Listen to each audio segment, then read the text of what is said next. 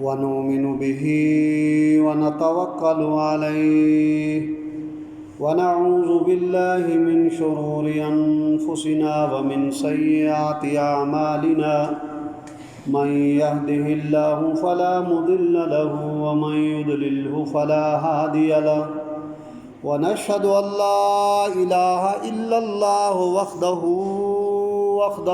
ولا شريك له ولا ولا نظير له ولا وزير له ولا مشير له ولا معين له ونشهد أن سيدنا وسندنا ومولانا وحبيبنا وكريمنا محمد عبده ورسوله قال الله تبارك وتعالى في القرآن العظيم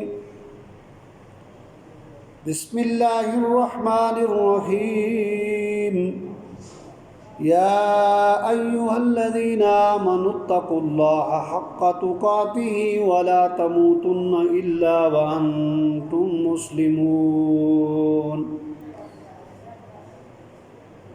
وقال الله تبارك وتعالى في القرآن العظيم في مقام آخر والذين لأماناتهم وعهدهم راعون صدق الله العظيم وصدق رسوله النبي الأمي الكريم ونحن على ذلك لمن الشاهدين والشاكرين والحمد لله رب العالمين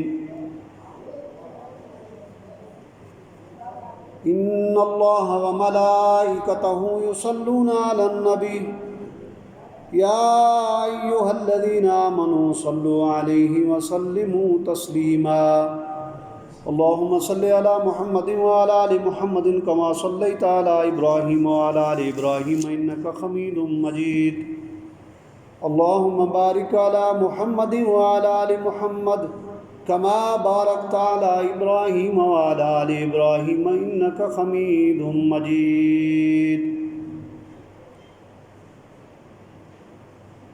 حمد و ثنا کے لائق وہ بزرگ و برتر ذات ہے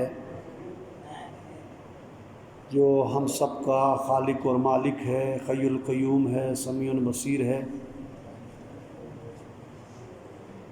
وہ اللہ اکیلا ہے، اس کا کوئی شریک نہیں، اس کا کوئی ثانی نہیں، اس کا کوئی ہمسر نہیں، اس کی کوئی اولاد نہیں۔ ہماری دعاؤں کو، حاجتوں کو پورا کرنے والا، ہمیں زندگی اور موت سے ہمکنار کرنے والا وہی رب ہے۔ وہی اللہ ہمیں ہدایت بھی دیتا ہے اور وہی اللہ ہمیں رزق بھی پہنچاتا ہے۔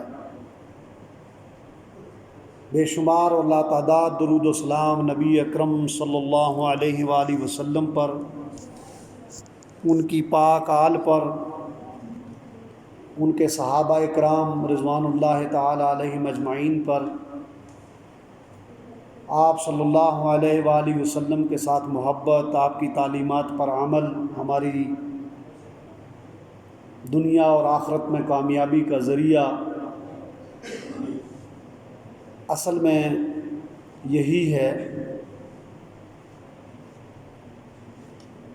اللہ رب العالمین کا اس پر جتنی بار شکر ادا کیا جائے کم ہے کہ اس نے ہمیں انسانوں میں اور پھر مسلمانوں میں پیدا کیا، اور مسلمانوں میں پیدا فرما کر اس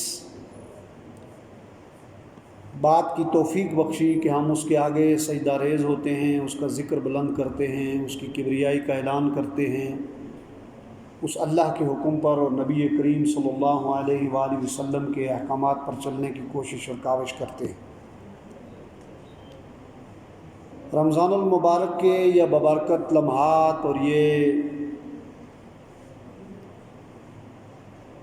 پر نور اوقات ہم سے رخصت ہو رہے ہیں، جن کو اللہ نے توفیق بخشی کہ انہوں نے اپنے رب کو راضی کیا تقوی کے ذریعے، اپنی عبادت کے ذریعے، ذکر و اذکار کے ذریعے، حقوق العباد کی ادائیگی کے ذریعے، معاملات کی درستگی کے ذریعے۔ اللہ تبارک و تعالیٰ انہیں اجر عظیم عطا فرمائے۔ اور جو نہیں کر سکے اللہ تبارک و تعالیٰ انہیں اس بات کی توفیق عطا فرمائے کہ جو لمحات باقی ہیں ان باقی لمحات میں وہ اپنے اللہ کو راضی کر کے سارے فیوز اور برکات سمیٹ سکیں۔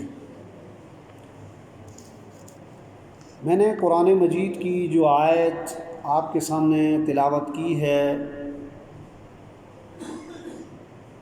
اس آیت کا تعلق بھی انسانی زندگی کے ساتھ ہے،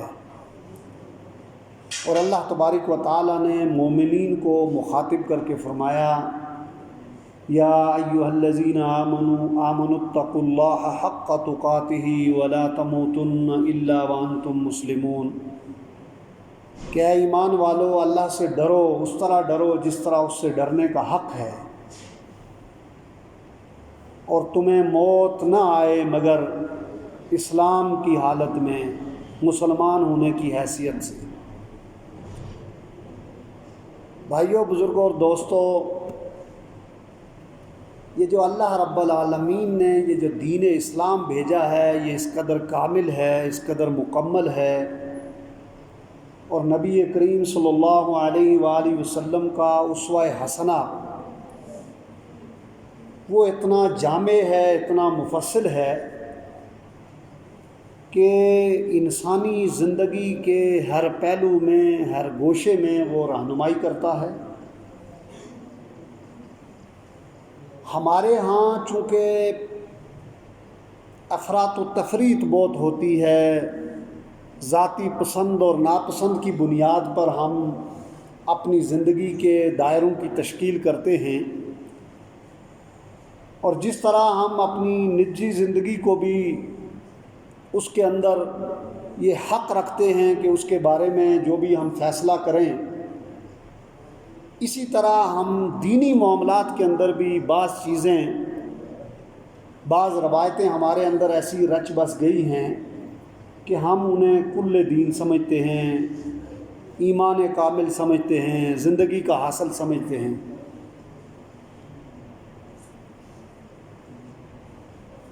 اسلام کی اگر نظام حیات پہ آپ غور کریں کہ ایک اسلام ایک انسان سے، ایک مومن سے،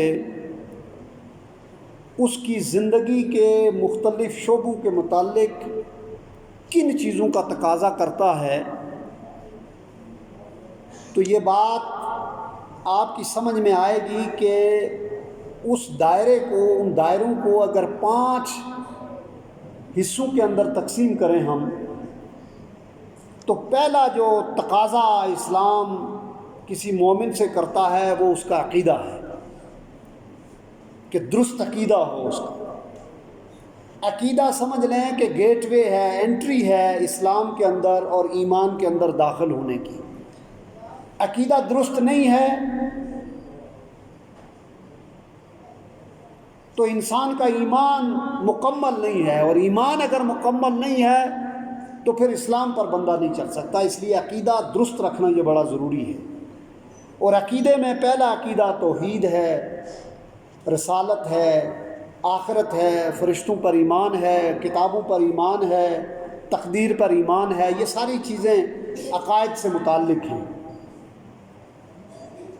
اور لا الہ الا اللہ محمد رسول اللہ، جب یہ کلمہ انسان پڑھتا ہے تو یہ صرف الفاظ نہیں ہیں، بلکہ یہ ایک زندگی کا لائے عمل ہے۔ جب لا کا لفظ انسان اپنے منہ سے ادا کرتا ہے، لا الہ کوئی معبود نہیں، یعنی کوئی ایسی ہستی نہیں ہے جس کی عبادت کی جائے، جس کی پرستش کی جائے، جس کی بات پر چلا جائے، جس کے احکامات پر عمل کیا جائے، الا اللہ، مگر اللہ۔ اللہ کے علاوہ کوئی ہستی نہیں ہے، کوئی ذات نہیں ہے، کوئی معبود نہیں ہے۔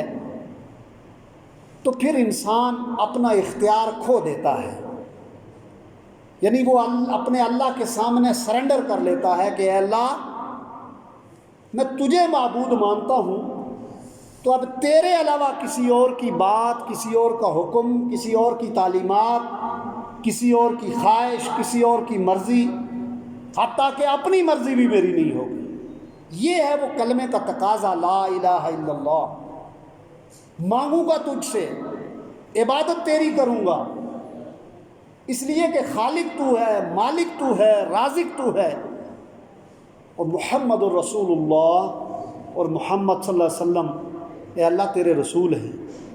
جو تعلیمات وہ لے کر آئے وہ کامل اور اکمل تعلیمات ہیں، یعنی توحید اور رسالت کا اظہار کر کے، اقرار کر کے، اس کلمے کے ذریعے انسان کی اپنی کوئی پھر مرضی اور منشا نہیں رہتی۔ تو گویا پہلی چیز عقیدہ ہے۔ عقیدے سے پھر جب آپ عقیدے کو اختیار کر لیتے ہیں تو اس کے بعد اسلام آپ سے یہ تقاضا کرتا ہے کہ آپ عبادات کریں، نماز، روزہ، زکوٰۃ، حج، پھر فرائض ہیں، واجبات ہیں، سنتیں ہیں، نوافل ہیں، پھر صدقہ و خیرات ہے۔ یہ وہ ساری چیزیں ہیں کہ جن کے ذریعے انسان اپنی آئیڈینٹی کو، اپنی شناخت کو پروو کرتا ہے۔ آپ دیکھتے ہیں نا کہ کوئی جو ملازم ہوتا ہے کسی ادارے میں، تو اس کے پاس یا تو کارڈ ہوتا ہے، یا پھر وردی ہوتی ہے، یا وہ لباس ہوتا ہے جس سے وہ اپنی پہچان کرواتا ہے۔ ایمان والا عبادات کے ذریعے اپنی پہچان کرواتا ہے کہ میں اللہ کا بندہ ہوں۔ اس کا ایمان ناقص ہے کہ جو عبادات کے ذریعے پہچان نہ کروا سکے۔ اور پھر عبادات ہم میں جو غلط فہمی ہے وہ یہ ہے کہ ہم یہ سمجھتے ہیں کہ اسلام صرف عبادات کا دین ہے، نماز، روزہ، قرآن تلاوت، ذکر، حج، عمرہ، یہ جو چیزیں ہیں یہ صرف اسلام ہے، یہی دین ہے۔ جبکہ عبادات کے بعد جو درجہ آتا ہے وہ معاملات کا آتا ہے۔ عبادات انسان کی بحیثیت مومن پہچان کروا کے اس کو پھر اس ٹریک پہ، اس راستے پہ ڈالتی ہیں کہ جس کے ذریعے انسان کے جو رویے ہیں، جو معاملات ہیں، جو ڈیلی روٹین سے تعلق رکھنے والی چیزیں ہیں، ان کے ساتھ پھر انسان اپنے آپ کو، وہ بھی عبادت کے درجے میں چلے جاتے ہیں، وہ معاملات میں۔ اس عبادات کے ذریعے وہ اپنے معاملات کو درست کرتا ہے۔ اس کے بعد پھر معاشرت آتی ہے، یعنی یہ آ گیا آپ کا انفرادی، پھر معاشرت آتی ہے، معاشرہ، سوسائٹی، کہ بندہ اپنی ذات سے نکل کر اپنے خاندان، علاقے، برادری، ملک، ریاست، قوم، ملت، امت، پھر اس کا فرد بن جاتا ہے، پھر اس کے حوالے سے اس کی ذمہ داریاں بن جاتی ہیں، اس کے حوالے سے پھر وہ غور و خوض کرتا ہے۔ اور پھر ان سارے دائروں میں اس کے لیے اخلاقیات کا دائرہ بھی ہے کہ کچھ حدود ہیں، لیمیٹیشنز ہیں، ان حدود کو ہم نے کراس نہیں کرنا، ان حدود کو ہم نے پھلانگنا نہیں ہے، عبادت کرتے ہوئے بھی، معاملات کرتے ہوئے بھی، معاشرت کے جو چیزیں ہیں ان کو اختیار کرتے ہوئے بھی۔ تو اللہ کے رسول صلی اللہ علیہ وآلہ وسلم نے فرمایا الدین معاملہ، یعنی اصل دین معاملات پر ہے۔ آپ یہ سمجھتے ہیں کہ ہم نے نماز پڑھ لی، روزہ رکھ لیا، قرآن کی تلاوت کر لی، ذکر و اذکار کر لیا، دین کا حق ادا ہو گیا۔ اللہ کے رسول صلی اللہ علیہ وسلم نے فرمایا کہ اصل جو انسان کے دین کا مدار ہے وہ اس کے معاملات پر ہے۔ اللہ کے رسول صلی اللہ علیہ وسلم نے صحابہ اکرام سے پوچھا اتدرون المفلس، جانتی ہو مفلس کون ہے، غریب کون ہے؟ وہ فرد کے جو غریب، کس کو مفلس کس کو کہتے ہیں؟ تو صحابہ اکرام رضوان اللہ علیہ مجمعین نے جواب دیا ہم اس کو مفلس کہتے ہیں جس کے پاس درہم اور دینار نہ ہو، جس کے پاس پیسے نہ ہوں، جس کے پاس دولت نہ ہو۔ ہمارے یہاں بھی سوسائٹی میں یہی کانسیپٹ ہے کہ جس کے پاس پیسے نہ ہوں، جو دولت مند نہ ہو، جس کے پاس مال اور متاع نہ ہو، ہم اس کو مفلس گردانتے ہیں۔ رسول اللہ صلی اللہ علیہ وآلہ وسلم نے فرمایا کہ مفلس وہ ہے جو قیامت کے دن جائے گا، اس نے بہت نمازیں پڑھی ہوں گی، روزے سارے رکھے ہوں گے، زکوٰۃ دی ہوگی، اپنی بے شمار عبادات جو واجب ہیں، جو فرائض میں آتی ہیں، جو نفلی ہیں، وہ ساری کی ساری کی ہوں گی، لیکن اس کے ساتھ ساتھ انسان نے کسی کو گالی دی ہوگی، کسی کا خون بہایا ہوگا، کسی پر بہتان یعنی الزام لگایا ہوگا، کسی کا مال ہڑپ کیا ہوگا، جب وہ دعوے دار سامنے آئیں گے تو اس کی جو نمازوں کی نیکیاں ہیں، جو روزوں کی نیکیاں ہیں، جو اس کے نوافل اور جو صدقات، وہ ساری نیکیاں ان کو دی جائیں گی، ان لوگوں کو دی جائیں گی اس کی جان چھڑانے کے لیے، کہ جس کا دل دکھا، جس کو اس نے پریشان کیا۔ آخر میں پھر اس کی لوگوں کے حقوق اتنے رہ جائیں گے کہ اس کی نیکی ختم ہو جائیں گی اور اس کے پاس دینے کے لیے کچھ نہیں ہوگا، تو فرشتے اٹھا کر اس کو جہنم میں ڈال دیں گے، یہ شخص مفلس ہوگا۔ اب آپ کے اور میرے لیے غور کرنے کی بات یہ ہے کہ ہم ایک طرف تو عبادات کر رہے ہوں، بڑی مشقت جھیل کے سخت پیاس میں روزہ رکھ رہے ہوں، سردیوں کی بڑی ٹھنڈی راتوں میں نماز پڑھ رہے ہوں، اللہ کا ذکر کر رہے ہوں، اور قیامت والے دن جا کر پتہ چلے کہ یہ تو ختم ہو گئی بھائی، کسی کو گالی دی، کسی پہ بہتان لگایا، کسی کو مال ہڑپ کیا، کسی پہ ناجائز ظلم کیا، کسی پہ زیادتی کی، کسی کے حقوق کا خیال نہیں رکھا، ساری نیکیاں چلی گئی۔ تو آپ بتائیں پھر وہ عبادت کام کی ہے؟ اس کا مطلب یہ ہے کہ اپنی عبادات بھی کرنی ہے لیکن ساتھ ساتھ اپنے معاملات کو درست رکھنا ہے، یہی تقویٰ ہے۔ اب آپ دیکھیں اللہ کے رسول صلی اللہ علیہ وآلہ وسلم نے فرمایا کہ جھوٹی قسم کے ذریعے جس نے کسی مسلمان کا حق دبایا تو اس نے اپنے لیے آگ واجب کر دی۔ صحابہ کرام نے پوچھا کہ یا رسول اللہ کوئی معمولی چیز کے لیے بھی، اگر کوئی معمولی چیز جس کی بہت کاسٹ نہ ہو، تو اللہ کے رسول صلی اللہ علیہ وسلم نے فرمایا کہ اگرچہ وہ سبز درخت کی ٹہنی ہی کیوں نہ ہو، یعنی یہ ٹہنی کوئی کتنی ہے قیمت ہے، اس پہ کوئی پوچھتا ہے، کوئی مواخذہ کرتا ہے؟ آپ کسی کے جاتے ہوئے مسواک کے لیے توڑ دیں، ویسے توڑ دیں ٹہنی، کوئی نہیں پوچھتا۔ لیکن اگر قسم کھا کر آپ نے اس ٹہنی کے برابر کسی کا مال ہڑپ کیا ہے تو اللہ کے رسول صلی اللہ علیہ وسلم نے فرمایا کہ اس نے اپنے لیے آگ واجب کر دی، جہنم کی آگ واجب کر دی، وہ جتنا بڑا متقی بنا پھرتا ہو۔ اس لیے کہ الدین و معاملہ، دین کا جو اصل ہے وہ معاملات کی صفائی ہے۔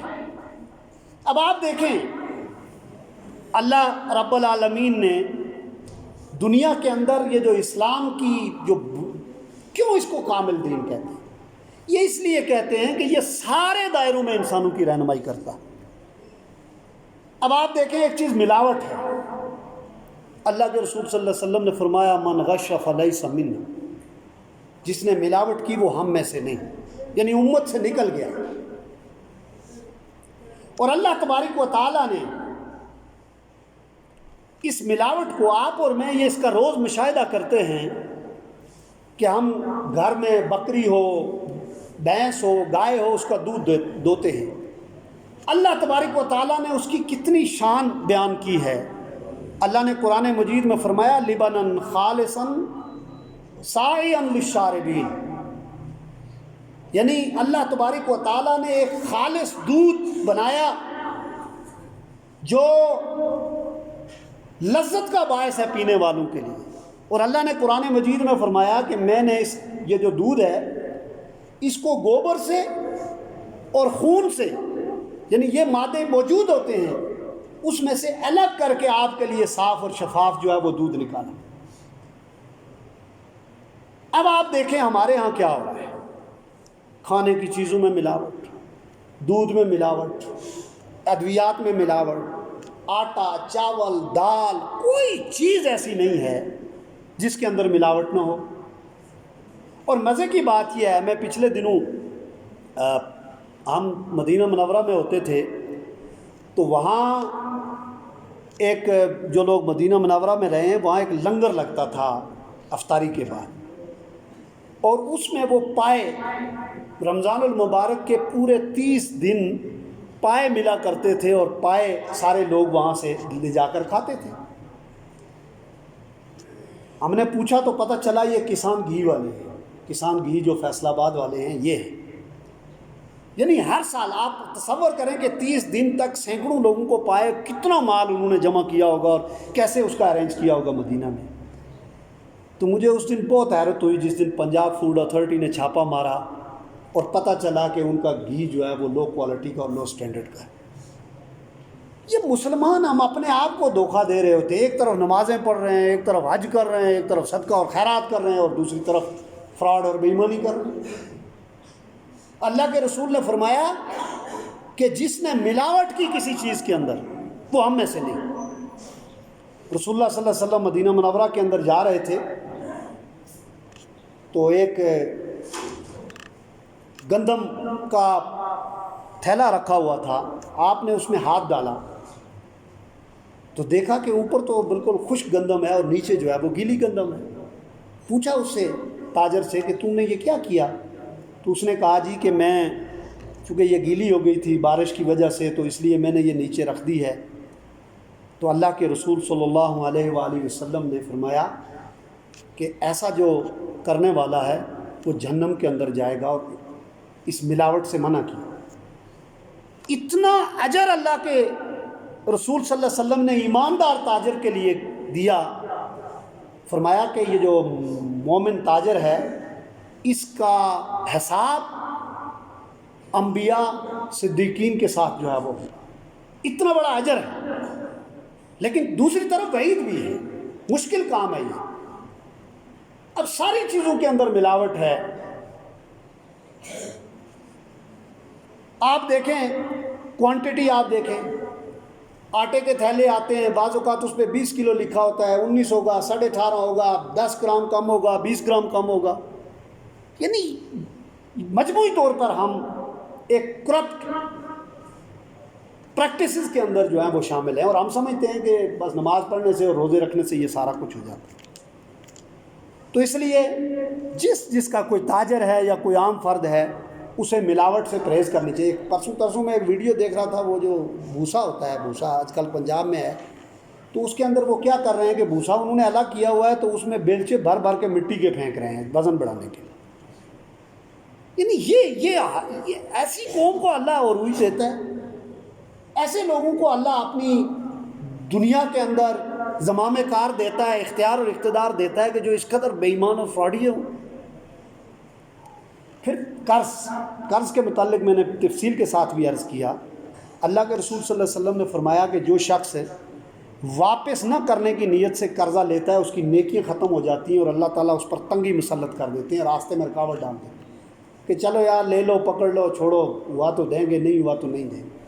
لیکن اس کے مقابلے میں جو شخص قرض لیتا ہے اور واپسی کی نیت وہ رکھتا ہے، اللہ تبارک و تعالیٰ اسے آسانی عطا کر دیتے ہیں اور اس کے مال میں برکت دے دیتے ہیں۔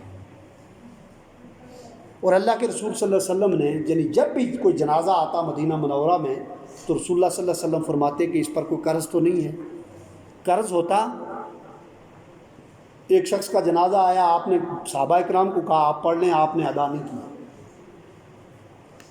اور یہ جو ترکہ چھوڑتا ہے، جو وراثت چھوڑتا ہے، اس میں سے پہلے قرض اور وصیت ادا کرنے کے بعد جو ہے وہ میت کا ترکہ جو ہے وہ تقسیم ہوتا ہے، اس لیے کہ شہداء کو بھی معاف نہیں ہے۔ اس لیے کوشش یہ کیا کریں کہ اس قرض سے بچیں، حتی الامکان کوشش کیا کریں کہ قرض سے بچیں۔ بعض لوگ صرف اس لیے کہ پیسے ان کے پاس ہوتے ہیں، قرض انہوں نے لیا ہوتا ہے اس لیے کہ کوئی مانگ لے گا تو میں اس کو کہوں گا میں تو خود مقروض ہوں، یہ کوئی اچھی بات نہیں ہے۔ پھر آگے معاملات کے حوالے سے وعدہ، اوفوا بالعہد ان العہد کان مسئولا، اپنے وعدوں کو پورا کرو، وعدوں کے بارے میں تم سے پوچھا جائے گا۔ اور اللہ کے رسول صلی اللہ علیہ وسلم نے فرمایا لا ایمان لمن لا عہد لہ، اس کا کوئی ایمان نہیں جو وعدہ پورا نہیں کرتا۔ اب وعدہ کیا ہے؟ ایک درزی ہے، وہ وعدہ کرتا ہے کہ میں فلاں وقت میں تمہیں کپڑے دوں گا۔ ایک کوئی بھی کاریگر ہے، مستری ہے، وہ وعدہ کرتا ہے کہ میں فلاں وقت میں آؤں گا تمہارا کام کروں گا۔ ایک تاجر ہے، وہ وعدہ کرتا ہے۔ ایک گاہک ہے، وہ وعدہ کرتا ہے جی کہ میں فلاں وقت میں تمہاری ادائیگی کروں گا۔ اسی طرح اور کوئی بیوپار سے، تجارت سے تعلق رکھنے والا فرد وعدہ کرتا ہے، وہ اس وعدے کو پورا نہیں کرتا۔ لا ایمان لمن لا عہد، جس کا کوئی عہد نہیں اس کا ایمان ہی نہیں۔ اور اللہ نے مومنین کی صفت بیان فرمائی کہ وہ اپنے وعدوں کو پورا کرتے ہیں، اور نبی کریم صلی اللہ علیہ وسلم نے فرمایا کہ بد عہدی سے کمایا جانے والا رزق وہ حرام ہو جاتا ہے، بھلے وہ حلال ہو لیکن وہ حرام ہو جاتا ہے۔ اگر آپ اس رزق، یعنی فرض کریں کہ ایک شخص وعدہ کرتا ہے، یعنی وہ وعدے مختلف ہو سکتے ہیں، میں فلاں وقت پہ تمہیں کپڑے دے دوں گا، میں فلاں وقت پہ تمہیں جوتے دے دوں گا، میں فلاں وقت پہ تمہیں سامان دے دوں گا، میں فلاں وقت پہ اپنا جو ہے وہ قرض ہے وہ ادا کر دوں گا، نہیں پورا کرتا، یہ حلال کام ہے۔ اگر وہ اس وعدے کے مطابق پورا کرے گا اس کو اجر ملے گا، رزق حلال ہے، لیکن وعدہ خلافی کر کے اس نے جو ہے وہ اپنے اس رزق کو حرام میں تبدیل کیا۔ اور اللہ کے رسول صلی اللہ علیہ وسلم نے منافق کی جو نشانیاں بتائیں اس میں ایک نشانی یہ تھی کہ اذا وعد خلف، کہ وہ وعدہ کرتا ہے اور پورا نہیں کرتا، اس وعدے کی خلاف ورزی کرتا ہے۔ اس لیے وعدوں کو پورا کیا کریں، اور وہ وعدہ جو آپ کر رہے ہیں تو آپ یہ سوچیں کہ میں صرف اس بندے کو جواب دہ نہیں ہوں، میں اپنے اللہ کو بھی جواب دہ ہوں، اللہ کو گواہ کر رہا ہوں، اللہ دیکھ رہا ہے مجھے۔ اور دوستو اس کے علاوہ ایک چیز امانت ہے، یا ایھا الذین آمنوا ان تؤدوا امانات الی اہلھا، اور اللہ نے قرآن مجید میں سورہ مومنون میں 18ویں پارے میں فرمایا قد افلح المومنون، فلاح پا گئے وہ مومن، کامیاب ہو گئے وہ مومن۔ اور آگے ان کی صفت بیان کرتے ہوئے فرمایا والذین ھم لاماناتہم وعہدہم راعون، کہ وہ جو اپنی امانتوں کی پاسداری کرتے ہیں۔ اب امانت کیا ہے؟ بڑی خوبصورت بات مفسر حضرت امین حسن اصلاحی رحمۃ اللہ علیہ نے کی۔ انہوں نے فرمایا کہ یہ جو قوت ہے، انسان کے پاس جو طاقت ہے، یہ بھی امانت ہے۔ جو صلاحیت ہے، جو اللہ نے آپ کو وزڈم دیا، عقل دیا، صلاحیت دی ہے، یہ بھی امانت ہے۔ جو فرائض آپ کے ذمے ہیں، آپ کے ذمے باحثیت ریاست کے سربراہ کے، باحثیت استاد کے، باحثیت خاندان کے سربراہ کے، کلکم راع و کلکم مسئول عن رعیتہ، ہر کوئی تم میں سے نگہبان ہے۔ کسی نہ کسی سطح پہ ہم انچارج ہوتے ہیں، تھوڑے لوگوں کے، زیادہ لوگوں کے، اس سے زیادہ لوگوں کے، اس سے بڑے دائرے میں، ان سب سے ان کی ذمہ داریوں کے متعلق پوچھا جائے گا۔ ان فرائض کے اندر جو اختیار آپ کو کوئی ڈپارٹمنٹ، کوئی معاشرہ، کوئی سوسائٹی، کوئی گھر، کوئی لوگ مل کر آپ کو با اختیار بناتے ہیں، وہ آپ کے پاس امانت ہے۔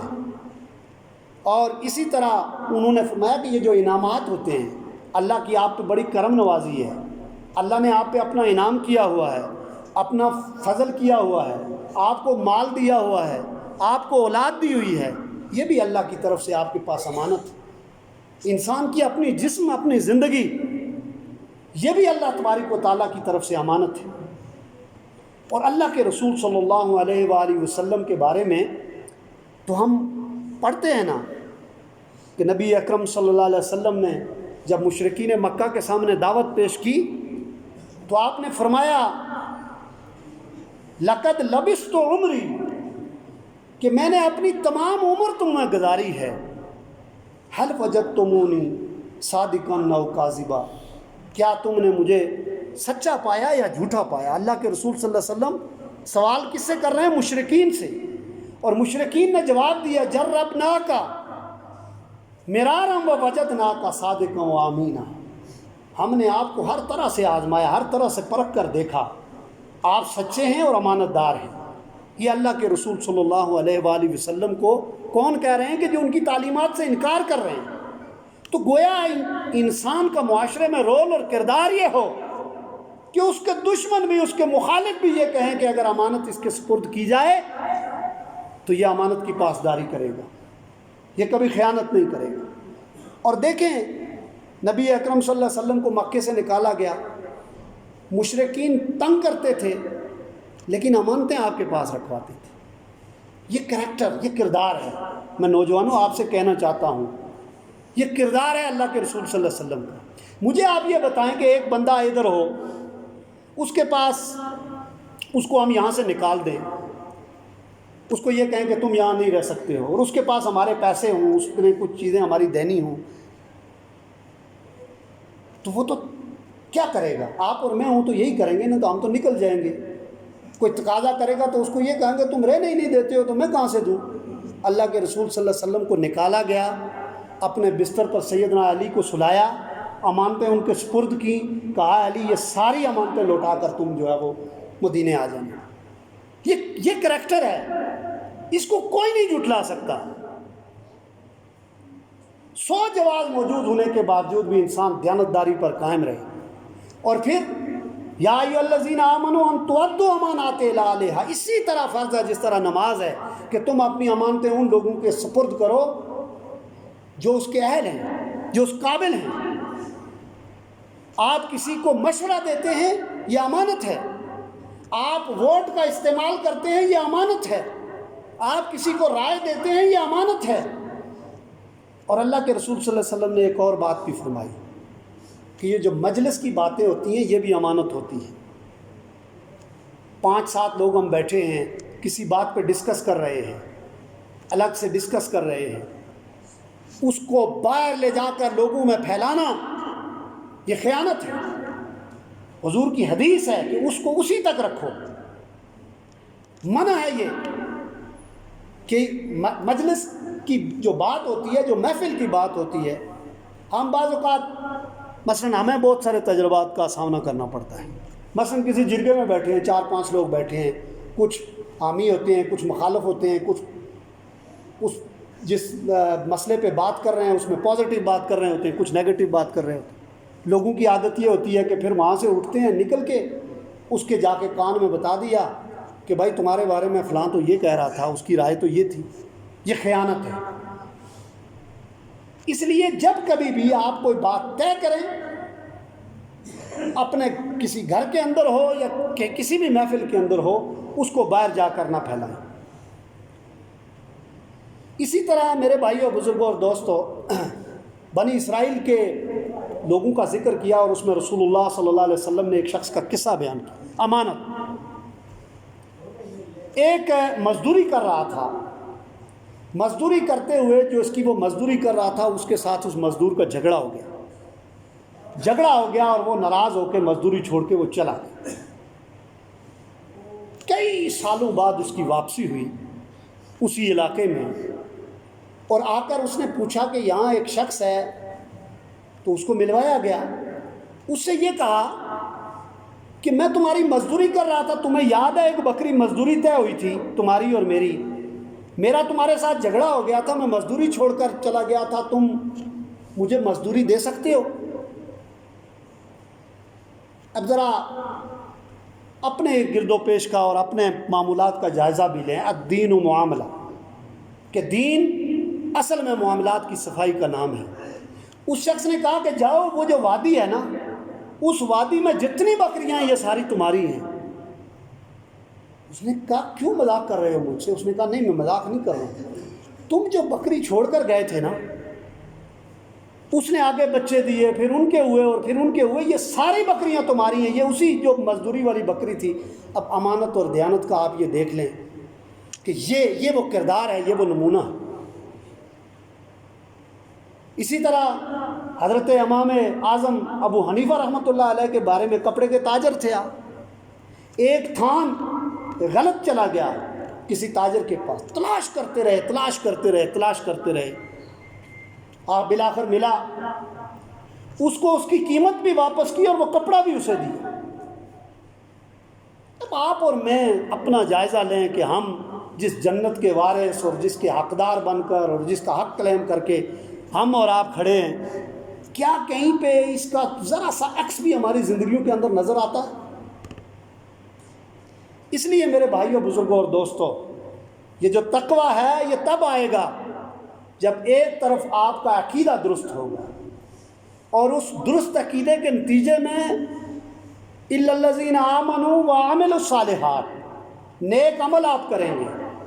یعنی جس کا عقیدہ جتنا مضبوط ہوگا، جتنا بہتر ہوگا، اس کی زندگی کے اندر عبادات کی طرف رغبت آپ کو نظر آئے گی، اور پھر عبادات کے ساتھ ساتھ یہ معاملات ہیں، یعنی جن پر بات کی ہم نے کہ ملاوٹ نہیں کرنی، قرض سے بچنا ہے، وعدہ پورا کرنا ہے، امانت کا خیال رکھنا ہے، پھر اسی کے نتیجے میں جب ہر بندہ یہ کرنا شروع ہو جائے گا، عقیدہ بھی ٹھیک ہے، عبادت بھی ہو رہی ہے، معاملات بھی درست ہیں، پھر اس کے نتیجے میں ایک خوبصورت معاشرہ تشکیل پاتا ہے۔ یہ معاشرہ کسی انجیکشن کے ذریعے نہیں بنتا، یہ افراد کی تربیت اور بہترین لوگوں کی وجہ سے یہ معاشرہ جو ہے وہ تشکیل پاتا ہے، پھر اس معاشرے کی جو ہے وہ لمیٹیشنز جو ہیں وہ طے ہوتی ہے۔ اس لیے آپ اللہ رب العالمین سے دعا کریں کہ اللہ تعالیٰ جہاں ہم ایمان اور ہمارے عقیدے کے اندر کمزوری ہے، اللہ رب العالمین سے دعا کریں کہ اللہ مضبوط ایمان ہمیں عطا فرمائے۔ ایمان بیج ہے، جتنا ایمان مضبوط ہوگا اتنا ہی تنا، شاخیں اور اس کے پھل اور ثمرات جس درخت کے ساتھ لگیں گے، جس کا بیج ٹھیک ہوگا، جس کا بیج کانا ہوگا، خراب ہوگا، گلا سڑا ہوگا، معیاری نہیں ہوگا، 2 نمبر ہوگا، تو پھر وہ فصل کبھی اٹھ نہیں سکتی، وہ لہلہا نہیں سکتی۔ اس لیے اپنے ایمان کو مضبوط کریں، اللہ پر بھروسہ۔ وہ اللہ وہ ہے جس کو نیند نہیں آتی، وہ چھٹی پر نہیں جاتا، حی القیوم ہے، سنۃ ولا نوم، ہر وقت آپ کی پکار سننے کے لیے، ہر بات آپ کی سننے کے لیے، آپ کے دلوں کے اندر جو کچھ چھپا ہوا ہے اس کو سننے کے لیے وہ تیار بیٹھا ہے۔ اس کو پکاریں تو صحیح، اور اس صدا سے پکاریں، اور پھر جب عمل کریں تو اسی خدا کو اپنی نگاہ میں رکھیں کہ میرا اللہ مجھے دیکھ رہا ہے، میرا اللہ مجھے دیکھ رہا ہے، میں نے اپنے اللہ کے سامنے جواب دہ ہونا ہے۔ اس کا احساس یہ جب تک دل کے اندر نہیں ہوگا، دنیا کا کوئی قانون بھی کسی کو ظلم سے اور جبر سے نہیں روک سکتا جب تک اس کے اندر خوف خدا نہ ہو۔ بندہ رکتا ہے ان چیزوں سے تو اللہ کے ڈر کی وجہ سے رکتا ہے۔ اور پھر اپنے معاملات کو آپ درست رکھیں، حق تقاتہ ولا تموتن الا وانتم مسلمون۔ اللہ سے ڈرو جیسا کہ اس سے ڈرنے کا حق ہے۔ جب کہتے ہو لا الہ الا اللہ تو پھر دوسرے کی سربراہی، دوسرے کی حکمرانی، دین کے علاوہ بات، دین کے علاوہ تجارت، دین کے علاوہ سیاست، دین کے علاوہ معیشت اور معاشرت، پھر اس کی تردید کر رہے ہیں آپ کہ نہیں، پھر اللہ کے علاوہ بھی کوئی ہے۔ قل ان صلاتی و نسکی و محیای و مماتی للہ رب العالمین، میرا جینا، میرا مرنا، میری عبادت، میرا سب کچھ میرے اللہ کے لیے ہے، اللہ کی رضا کے لیے ہے۔ ان اللہ اشتری من المؤمنین انفسهم واموالهم بان لهم الجنہ، مومنین تو وہ ہیں کہ جنہوں نے اپنی جانوں کو اللہ کے ہاں بیچ دیا ہے، اپنی جانوں کو اور اپنی مالوں کو اللہ کے ہاں فروخت کر دیا جنت کے بدلے میں۔ اس لیے میرے بھائیوں، بزرگوں اور دوستوں، کوشش کریں کہ اللہ تبارک و تعالیٰ کی عبادت بھی ہو، معاملات کے اندر درستگی بھی ہو، معاشرے کے لیے بہتری کا کردار بھی ہو، اور پھر اس کے لیے اخلاقیات بھی ہوں۔ اللہ رب العالمین سے دعا ہے کہ اللہ تعالیٰ کہنے سننے کے بعد عمل کی توفیق